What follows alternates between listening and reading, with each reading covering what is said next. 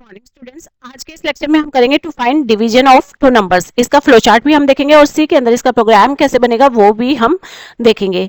Welcome to G Scholars Academy. Students, अगर आप इस चैनल पर नए हैं तो सब्सक्राइब करके हमारे साथ जरूर से जुड़े, क्योंकि आपको फ्लो चार्ट के साथ प्रोग्राम सिखाए जा रहे हैं जो कि आपको कोडिंग में डेफिनेटली एफिशिएंट बना ही देंगे। Let's see the flow chart. सबसे पहले ओवल बॉक्स में स्टार्ट लिखकर फ्लो चार्ट को स्टार्ट करेंगे। फ्लो लाइंस के थ्रू आगे बढ़ेंगे और सबसे पहले लेंगे इनपुट। इनपुट बॉक्स के अंदर take two numbers num1 and num2, दो नंबर्स हम रीड करेंगे। अब फ्लो लाइंस के थ्रू आगे बढ़ेंगे और प्रोसेसिंग करेंगे।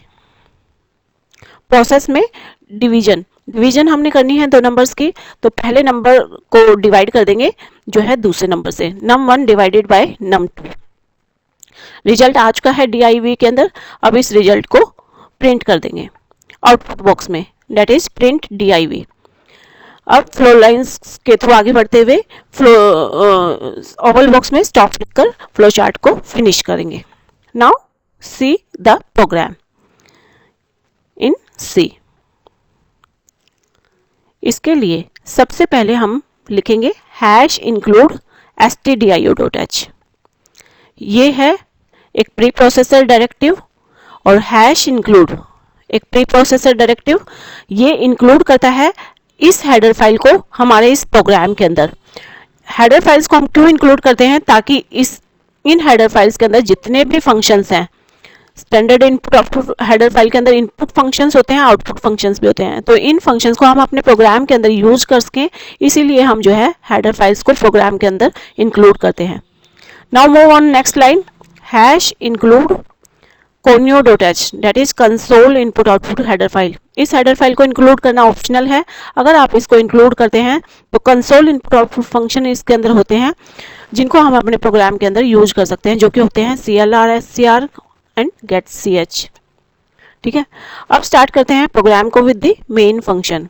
ये मेन फंक्शन बहुत जरूरी फंक्शन है और ये एक ही होता है, हर प्रोग्राम के अंदर होता है। कंपाइलर अपनी प्रोसेसिंग यहीं से स्टार्ट करता है। ठीक है, तो हर फंक्शन के आगे हम उसका डेटा टाइप लिखते हैं और यहाँ इसका डेटा टाइप हम लिख रहे हैं void। अगर यहाँ कोई और डेटा टाइप भी हम लिख सकते थे, लाइक int। अगर int होता तो ये इंटीजर वैल्यू रिटर्न करता ये फंक्शन। अगर ये कैर होता तो कैर वैल्यू रिटर्न करता, फ्लोट होता तो ये डेसिमल वैल्यू रिटर्न करता। void डेटा टाइप हमने लगाया है, इसका मतलब ये कोई भी वैल्यू रिटर्न नहीं करेगा। ठीक है, अब हमने स्टार्ट करना है इनपुट।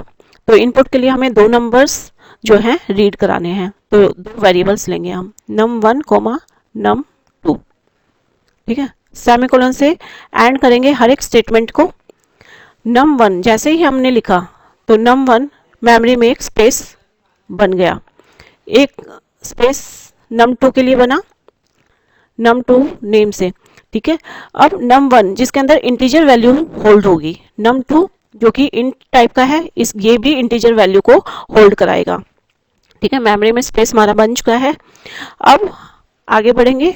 अभी हमने इनका कराना है डिवीजन, तो DIV करके एक वेरिएबल और ले लेते हैं और जैसे ही हमने DIV लिखा तो DIV जो कि इंटीजर वैल्यू को होल्ड करेगा, ये भी मेमोरी में एक स्पेस जो है रिजर्व कर रहा है, इंट टाइप की स्पेस।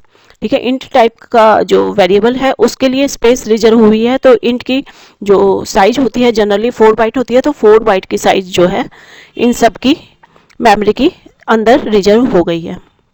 ठीक है, अब आगे बढ़ेंगे और हमने एक फंक्शन लिखा यहाँ पे, दैट इज CLR SCR। ये क्लियर स्क्रीन करने के लिए ये फंक्शन होता है और ये फंक्शन आया है conio.h से। ये हमारे आउटपुट स्क्रीन को क्लियर कर देगा। अगर उस पर पहले से कुछ भी लिखा होगा तो वो सब क्लियर हो जाएगा। नाउ अब आते हैं प्रोसेसिंग पे।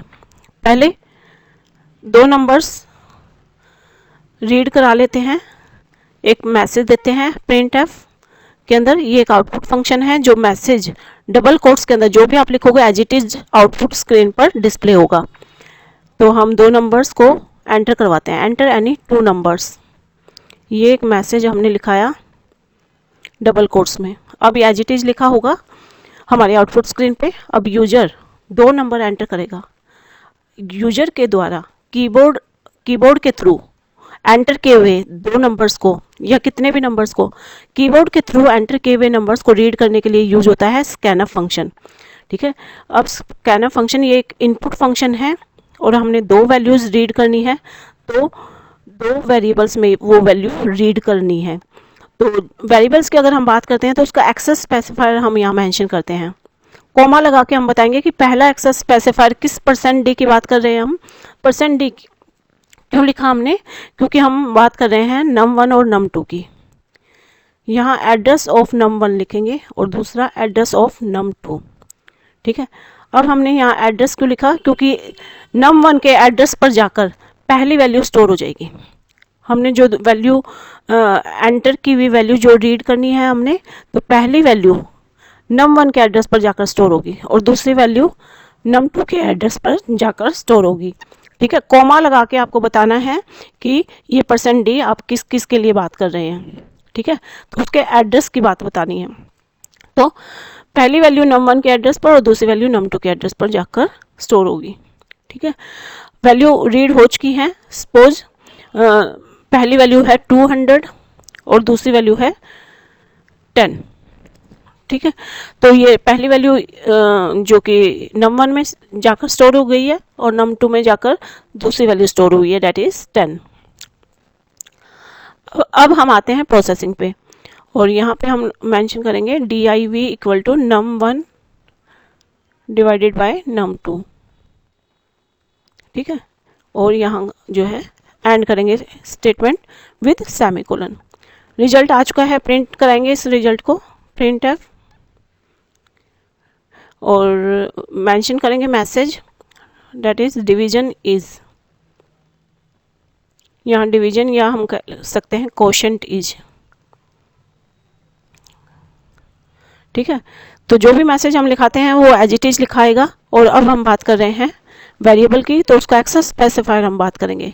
तो ये %d हम किसके लिए बात कर रहे हैं, किसके लिए, दैट इज div के लिए। ठीक है, div के अंदर जो भी वैल्यू होगी वो जो है एज इट इज यहाँ प्रिंट हो जाएगी। ठीक है, %d ये क्या है, एक वेरिएबल है और div के अंदर जो भी वैल्यू होगी, क्या वैल्यू है div के अंदर, num1 डिवाइड किया हमने num2 से, यानी 200 को हमने डिवाइड किया 10 से और जो रिजल्ट आएगा दैट इज 20, क्वोशेंट आएगा दैट इज 20।